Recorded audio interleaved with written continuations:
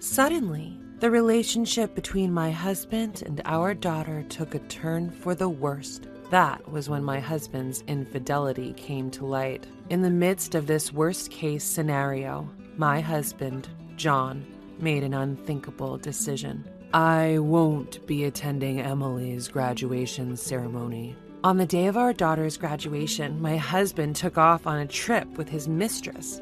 I couldn't forgive him. Prioritizing his mistress over our precious daughter? Unbelievable! My name is Lily. I'm 37 years old. My husband and I have been married for 10 years, but our relationship is a bit complicated. We have a daughter, Emily, who is not biologically related to me. Emily is my husband's daughter from his previous marriage. She was only 5 years old when we got married. Before we got married, while I still prioritized work, John proposed an idea. How about you become a stay-at-home mom once we're married? A stay-at-home mom? I travel a lot for work, right? Emily is still young, and so I've been leaving her with my parents, but after we get married, you'll be her mom, so I'd rather not rely on my parents too much. That makes sense. Your parents are getting older. That's why I want you to become a stay-at-home mom and take care of Emily. I see.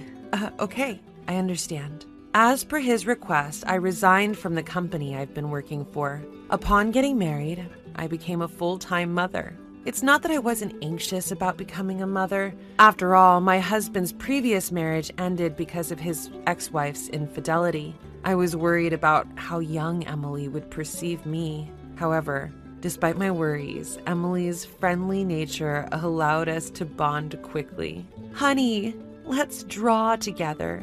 Really? I love drawing. After we finish drawing, we can go shopping together. Let's go. I want to help you prepare dinner too. Thank you. That makes me very happy. I've been doing my best to build a genuine mother-daughter relationship. The first time she called me mom, tears came out of happiness. Day by day, as I spent time with my daughter, my love for her grew deeper. Blood ties didn't matter. I saw her as my real daughter, and I continued to pour my love on her. Before I knew it, she was 15 years old, already an 8th grader. Perhaps it was the onset of adolescence, but I had started to feel a slight distance between us. Previously, she would always be home by 6 p.m. at the latest and would let me know if she was going to be late, but recently she's not often home until 8 p.m. That day, too, she arrived home past 9 p.m. with no prior communication. Welcome home. You came home late, didn't you? Dinner is ready. I'm back. Is Dad coming home late again today? Seems like another day of working late. Come on, let's go ahead and have dinner. Okay. Just then, Emily murmured, You know. What's wrong? Well, you see. Yes? Never mind. It's nothing. Upon saying this, Emily went quiet. What just happened? She was definitely about to say something, wasn't she? Why did she stop midway? While I was concerned about her attitude, I knew it was a challenging age for her. I decided not to interrogate her, but to wait for her to talk to me voluntarily. Then, one day, when I got back from shopping, I found my husband at home earlier than usual. Furthermore, he was having a heated argument with Emily. I quickly intervened between the two. John, why are you raising your voice so much? Calm down. Lily, what happened? You've never shouted at Emily like this before. My husband awkwardly looked away and muttered, It's nothing. It can't be nothing. Is it about school choices? If so, why don't the three of us discuss it together? I said it's nothing. You're being too persistent. Just leave it. I'm going to take a shower. Wait a second.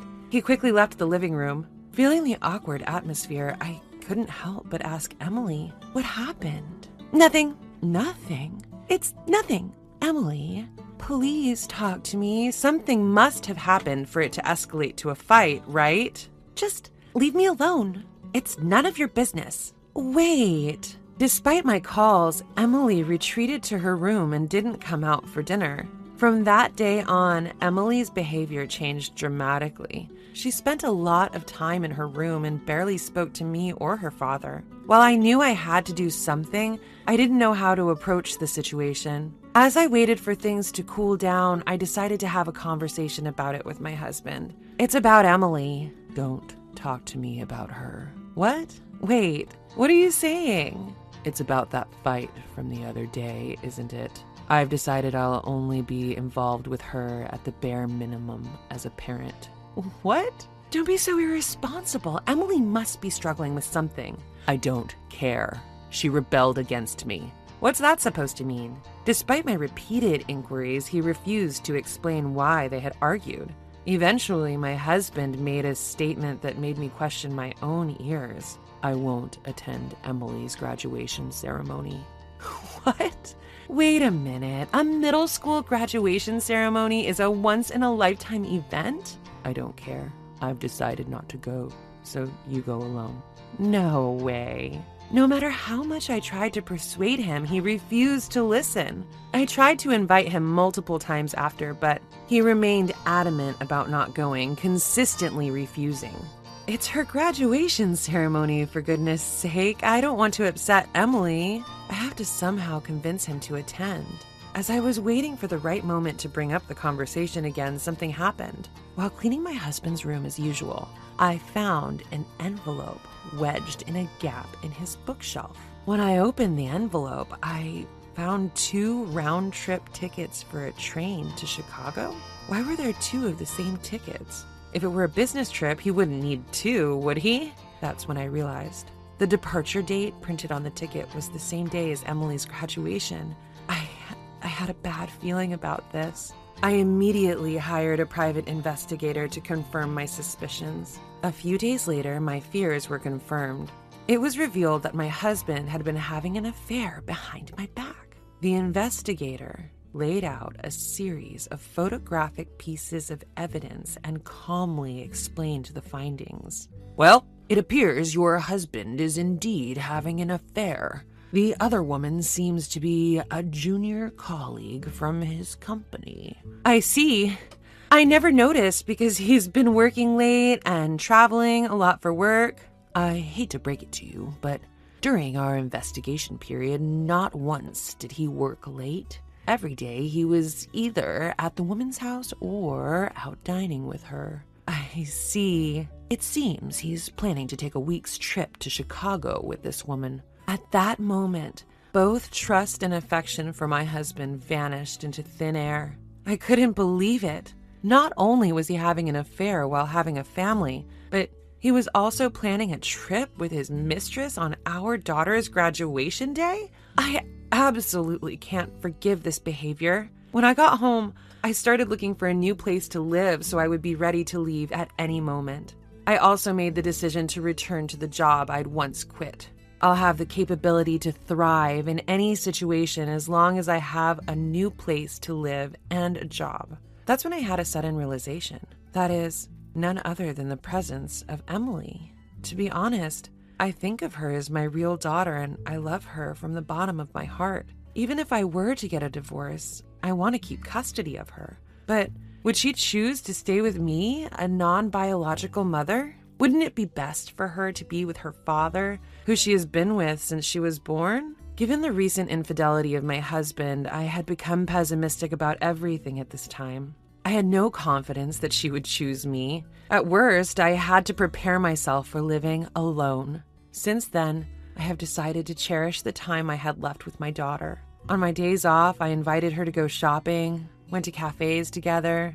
Even if I get a divorce and we get separated, I'll make sure to hold on to the memories of these days. I engraved the joyful moments with her into my heart. While eating out together, I decided to casually bring up the topic of her graduation ceremony. Your dad said he can't make it to your graduation ceremony. Oh, really?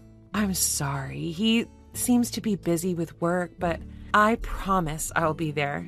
Okay, I'm fine with just you. I don't need anyone else. As expected, Emily's reaction was rather indifferent. Seeing my own daughter like this, I couldn't help but feel indescribable emotions. Graduation day has arrived. When I woke up in the morning, my husband was already gone. I guess he went on a trip with that mistress. Of course, I attended the graduation ceremony alone. As I watched my daughter receive her diploma, tears welled up in my eyes. She was so small when we first met. I don't want to let her go. My feelings were growing stronger, but I kept telling myself it's time for me to decide, and forcibly suppressed my emotions. After the graduation ceremony ended smoothly, we returned home. Before my husband comes home, I'll tell Emily everything and leave the house. I had decided that, but when it came to it, I couldn't bring myself to start the conversation. As I hesitated for a moment, my daughter spoke up. "Hey, Mom, even if we're not biologically related, you're still my mom, right?" "What?" Despite being taken aback by her words, I confidently responded, "What are you saying? Of course I am. I'm always going to be your mom." "Yeah, I thought so. I'm glad to hear that." The moment I saw her smiling warmly, my heart instantly felt lighter. Now's the time. With that thought, I made up my mind and decided to open up and share everything. "Emily, I'm thinking of divorcing your father." "Yeah, I think that's a good idea." "What?" I was surprised at how easily she accepted the idea of divorce. Are you okay with it? The divorce, I mean?" "It's okay. You found out about his affair, didn't you?" "Wait, did you?" "Yeah, Dad's having an affair." "How did you?" "I happened to witness his affair that day. When I confronted him, we ended up in a big fight." That day she was referring to was the day that they had that loud argument some time ago. She had coincidentally spotted her father and his mistress in public and confronted him, which ended up turning into a heated argument. My eyes started to burn, and my vision became blurry. Was she carrying this burden all by herself this entire time? The thought made my chest tighten with unease. Holding back my tears, I looked Emily straight in the eye. "You can choose who you want to be with. It's your decision." "What are you talking about? I am definitely going with you." "Are you sure?" "Of course. I don't need a dad who cheats when he has a family at home. He's not worth being around." "Emily, you're my only family." I tightly embraced her. That's how it was decided that I would take her in. Our actions following this were quick. We somehow managed to complete the move before my husband returned from his trip, carrying our belongings into the new house we'd already contracted. Since I had everything planned ahead, the process ended up being quicker than I expected.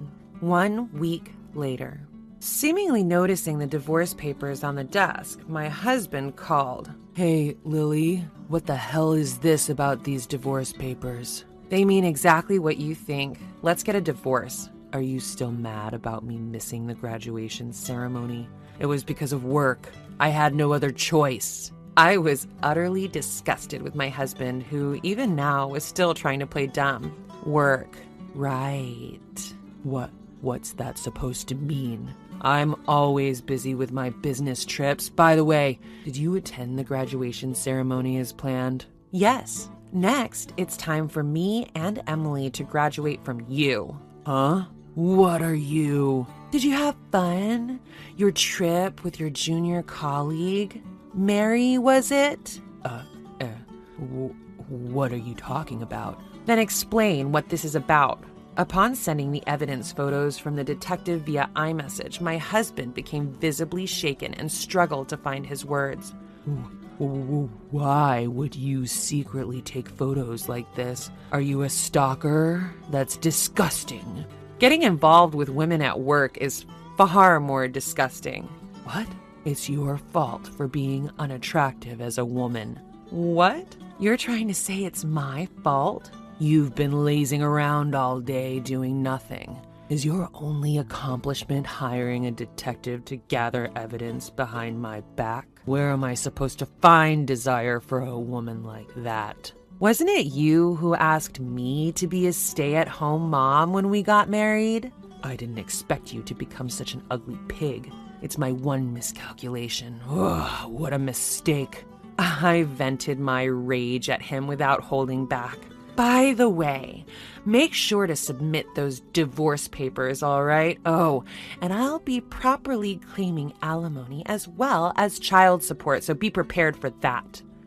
"Wait a minute. Emily is my child. Are you planning to take her without my permission? Yes. Emily made her own decision. She wants to be with me, not you. No way. I'm the one who shares blood with Emily. There's no way she'd choose a stranger like you. The moment I heard those words, my patience snapped. Huh? Who's talking? Who decided to go on a trip with a mistress instead of attending his dear daughter's graduation ceremony? You should be embarrassed. You. How dare you go that far? Being married to someone like you is nothing but a dark chapter of my life. Our marriage is over. Emily and I are going to live together, never show up in front of us again. My daughter gently rubs my back, giving me strength after my impassioned outburst. She then snatches the phone to speak her piece to her father. Hello, Dad? Emily, what the hell are you? From now on, I'll live with Mom. Don't bother us again. You? Who do you think you're talking to? I'm your only biological family, you know. Then she coldly retorts, Family? You betrayed me and Mom, and you call that family? Don't make me laugh. Blood ties mean nothing. I have decided to believe in my mom, who truly loves me. You're the lowest of the low. Having affairs while being married? Disgusting. You're no longer a father in my eyes. With that, she hung up the phone.